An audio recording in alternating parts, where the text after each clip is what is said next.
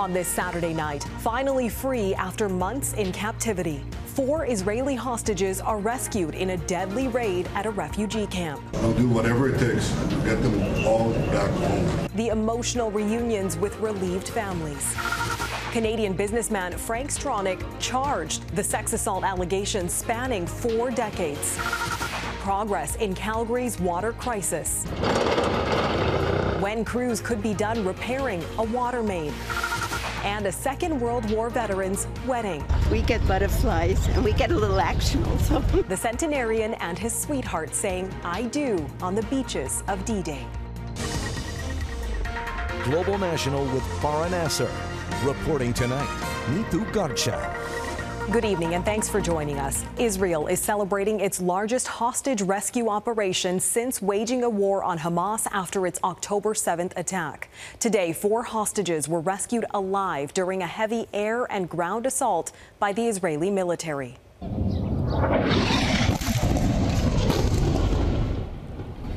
Dozens of airstrikes were carried out across Gaza in one of the deadliest assaults of the conflict. The Hamas-run health ministry says at least 210 people were killed. The hostages were freed from 2 locations and taken out of central Gaza by helicopter. Soon after, tearful reunions with loved ones. The 4 Israelis held captive in Gaza for 8 months are now back in their families' arms.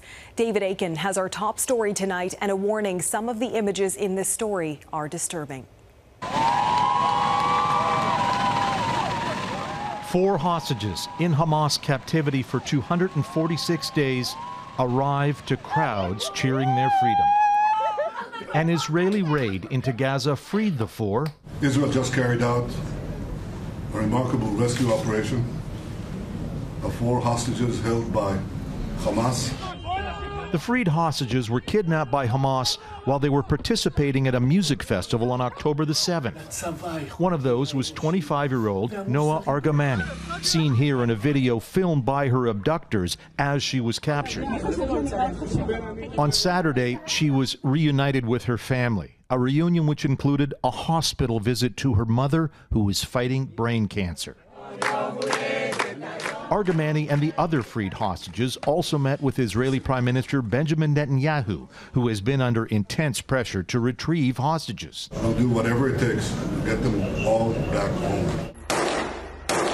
But the rescue appears to have been a deadly one. Israeli special forces raided 2 locations in central Gaza. "We were at home. A rocket hit us," this eyewitness to the attack said. "My 2 cousins died, and my other 2 cousins were seriously injured." Hamas officials said more than 200 were killed. Medics, health officials, and the Israeli military said 100 had died. It is not clear how many of the fatalities were combatants, but eyewitnesses said some of the dead were women and children. At least 1 Israeli soldier died from wounds sustained in the raid. This was a high-risk, complex mission based on precise intelligence, conducted in daylight, in 2 separate buildings deep inside Gaza. The Israeli military said its forces came under fire before, during, and after the raids. It also announced its targets while the raid was underway. That's a rare and unusual move for Israel's military. It was not the first time the al-Nusayrat camp has come under fire by Israeli forces. The camp, home to about 30,000, has been attacked several times since October 7th.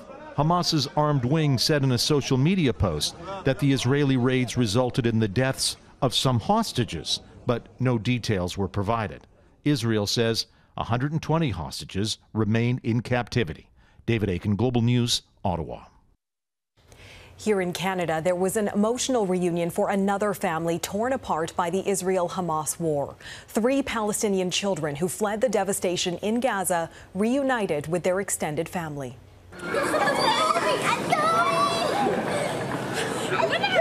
Cousins and grandparents gave a warm welcome to 3 siblings aged 3, 5, and 8 at Toronto Pearson Airport earlier today. Their mother was a doctor who died during a bombing, while their father remained stuck in the West Bank. A federal reunification program for Canadian citizens and residents seeking to bring extended family trapped in Gaza to Canada recently increased its applications cap from 1,000 to 5,000. Just over 40 people have arrived under that program. U.S. President Joe Biden and French President Emmanuel Macron welcome news of Israel's hostage rescue during meetings in Paris today.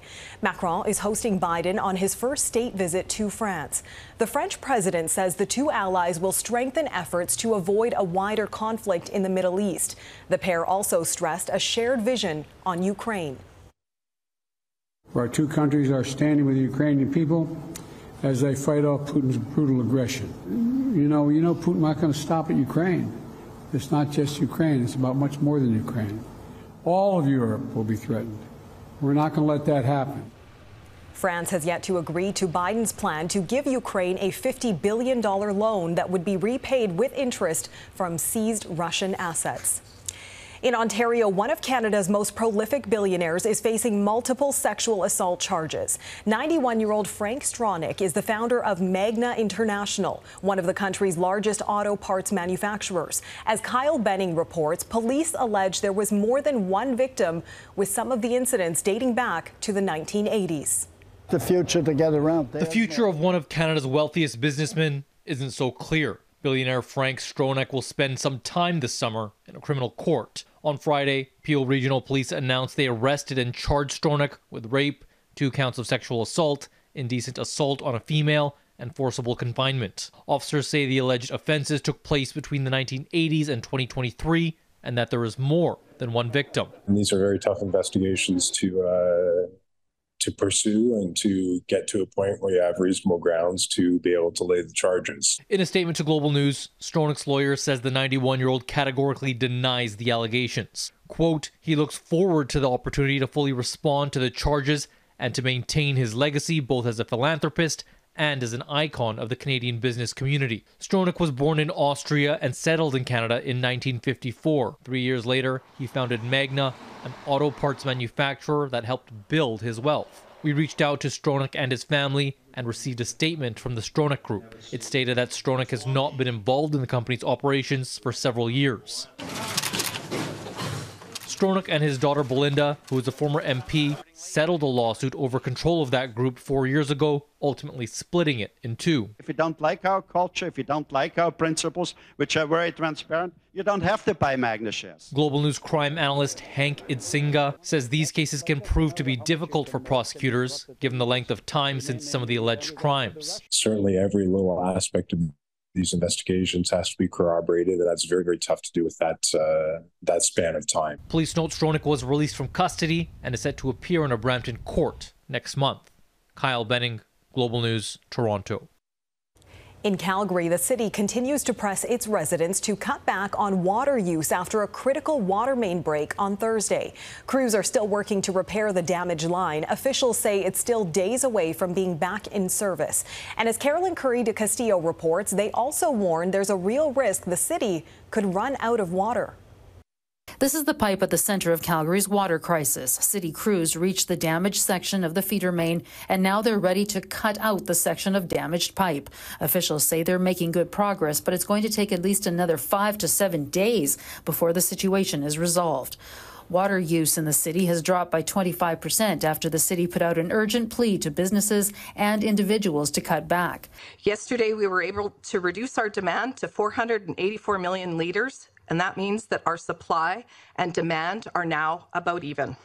Calgary's mayor says the new water use habits Calgarians have adopted over the past few days need to continue. Please keep talking to your family and your friends and the folks around you who don't believe that this is a serious situation.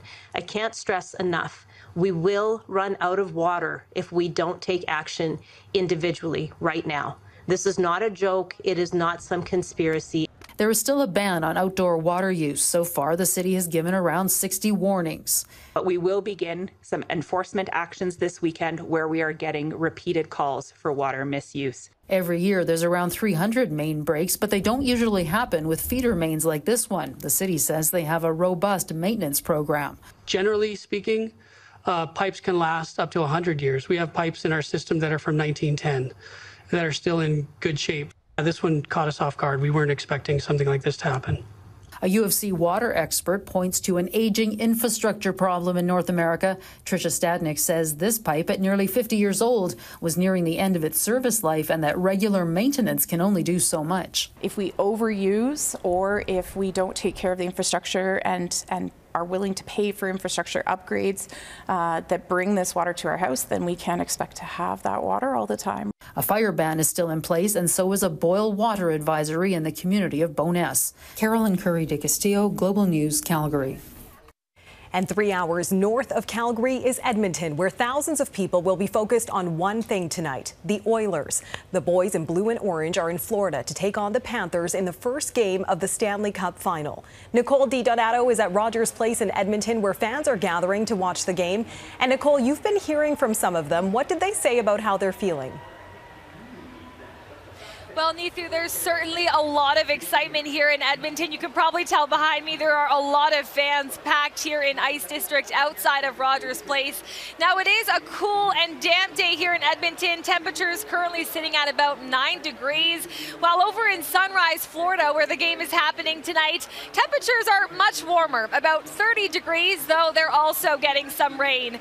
But it appears that the weather in both cities isn't deterring fans from cheering on their respective teams. Now, as I mentioned, a lot of people are here at Ice District, so people are very much excited. You can hear them chanting, coming out dressed in their orange and blue jerseys.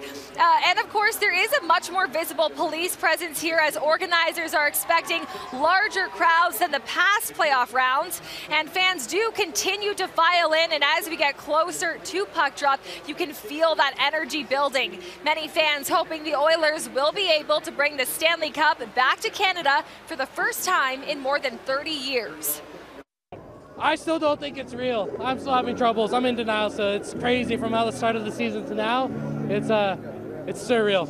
Oh, this is amazing. I've never seen them play in the Cup. You know, this is amazing to see this in my lifetime. You know, it might be once in a lifetime, so yeah. It's been an incredible ride. It's been 18 years since we've been back.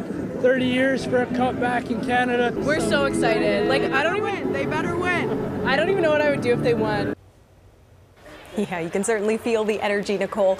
There have been some bets among politicians during this playoff run. What's going on for the Stanley Cup final?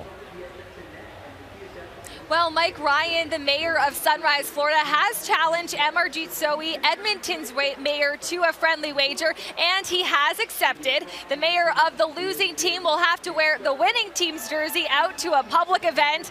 And of course, Edmonton's mayor is pretty confident that that's going to be the Panthers that will be having to do that this time around. Alberta's premier has also made a bet with the governor of the Florida, Ron DeSantis, as well. We have yet to hear, though, whether or not he's going to accept that one. Neethu.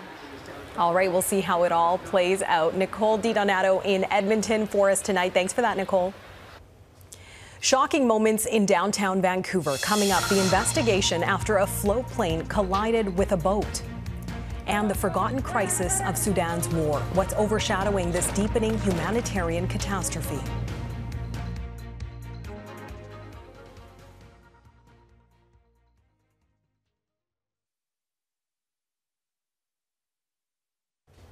We have some breaking news from Vancouver. A power boat has collided with a float plane near the city's downtown core. Video submitted to Global News shows the plane appearing to be on its takeoff run when a boat crosses its path. 2 people have been seriously injured but are not in life-threatening condition.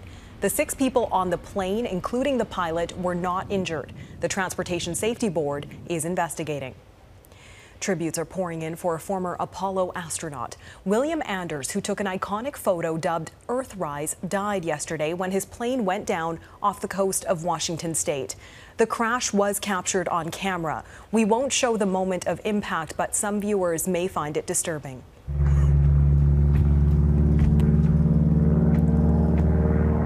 U.S. aviation authorities are investigating the cause of the crash. Anders, who was 90 years old, was the only person on board. In 1968, he took part in the Apollo 8 mission orbiting the moon.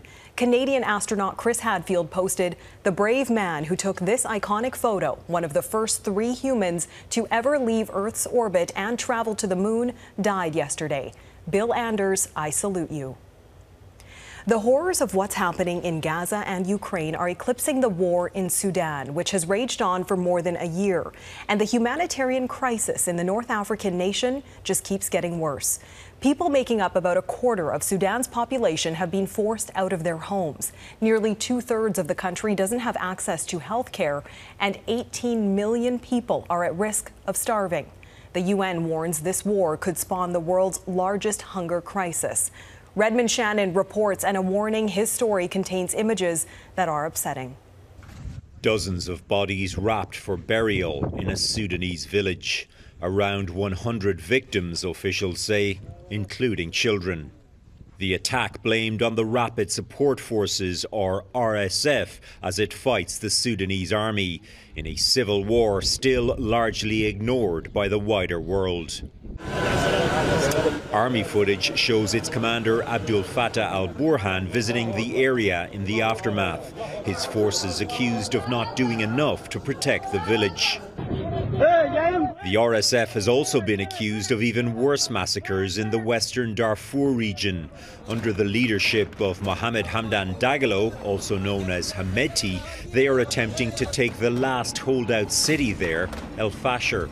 Satellite image analysis conducted at Yale University shows the ongoing and systematic burning of homes in El Fasher, a high rate of new graves, and signs that tens of thousands have fled. On Wednesday, the United Nations Special Advisor on the Prevention of Genocide said indicators for genocide in Sudan are present and increasing. For the UN, Al Fasher is inaccessible either cross-line or cross-border. The UN says around 12 million people are displaced, almost 10 million of them stuck inside Sudan. In some areas, a third of children under 5 are acutely malnourished.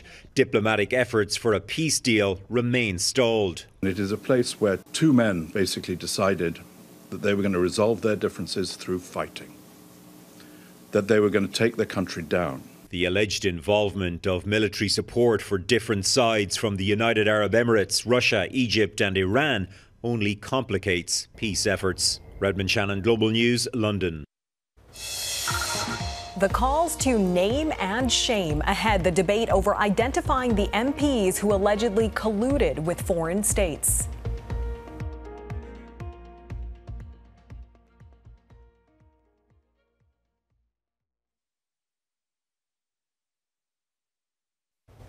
A different kind of whodunit is unfolding on Parliament Hill after this week's explosive report from one of Canada's security watchdogs. It alleged some MPs wittingly participated in foreign interference. Just who those politicians are remains a closely guarded secret, despite pressure on the federal government to name them. Our Ottawa Bureau Chief Mercedes Stevenson spoke with 2 security and defense experts about whether those MPs should be identified. What's your view on whether the name should be released?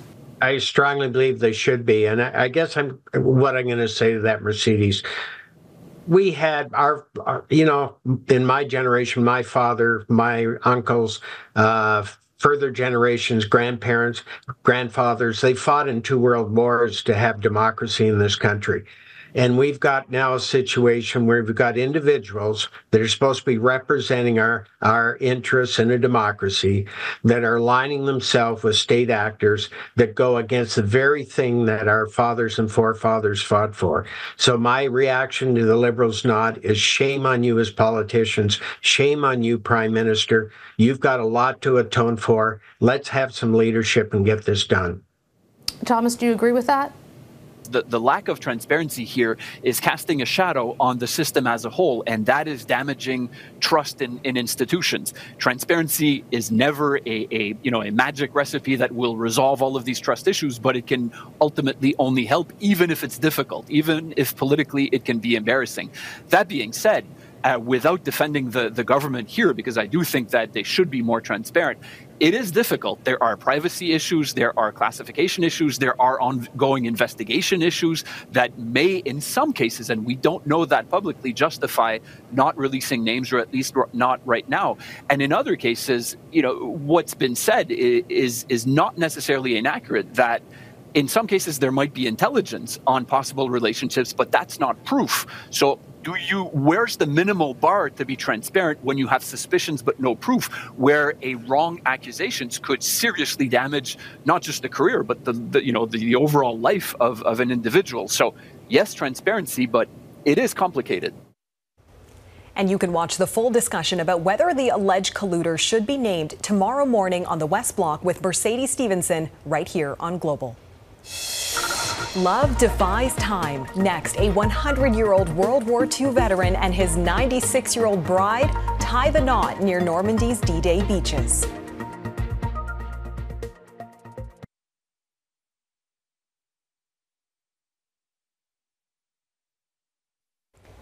Finally tonight, proof that love is eternal. Just days after surviving veterans of the Second World War marked the 80th anniversary of D-Day in France, one of them made some new and happier memories near the beaches in Normandy.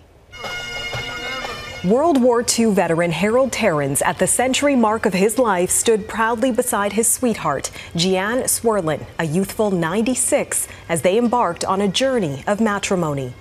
At 96, I feel like, my God, I got butterflies just like the young people.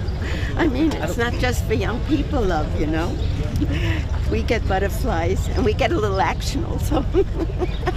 Their wedding day resonating with the spirit of remembrance and celebration that permeates the Normandy coast on the anniversary of the D-Day landings, signaling the beginning of the end for Nazi Germany.